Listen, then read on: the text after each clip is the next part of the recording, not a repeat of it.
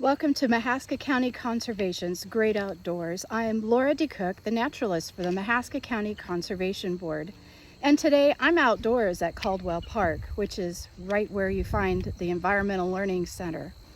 Fall is a beautiful season in Iowa.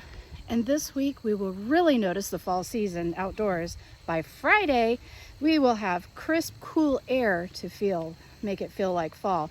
And even today we see that leaves are starting to get a hint of yellow and orange and a little red color to it. And these color changes are seen on trees such as the ash and the hickories and locusts and some maples. The color changes begin with a small cluster of leaves here and there, just as we now see them outside. And eventually the color will spread to a branch, a tree, and then a whole forest will be covered with a blanket of fall colors.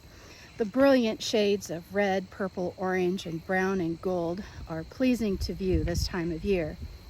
Well, every fall season across the northern hemisphere, trees prepare for winter as daylight hours diminish and the temperatures begin to drop. Here in Iowa, nature's preparations for fall begin with a spectacular show of color, and the color changes are results of transformation in leaf pigments. The green pigment in leaves is called chlorophyll, and chlorophyll absorbs red and blue light from the sunlight that shines down on the plants. Therefore, the light reflected by the leaves does not allow the red or blue colors to appear. So during the spring and summer, we see green leaves. A second pigment found in the leaves of many plants is called carotene. Carotene absorbs the blue-green and blue light from the sunlight. The light reflected by the leaves containing carotene appear yellow in color, and carotene is a much more stable pigment than chlorophyll. So carotene stays in leaves even when chlorophyll has already disappeared. So when chlorophyll disappears from a leaf, the carotene stays in the leaf, and that causes the leaf to look yellow. A third pigment that occurs in leaves is called anthocyanins.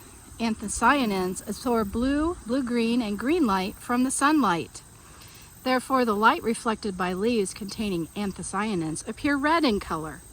Anthocyanins are formed by a reaction between sugars and proteins found in the tree sap. And this reaction does not occur until the concentration of sugar in the sap is quite high. The reaction also requires light. This is why some trees will have red leaves on one side and green on the other. For the red side was in the sun and the green side was in the shade.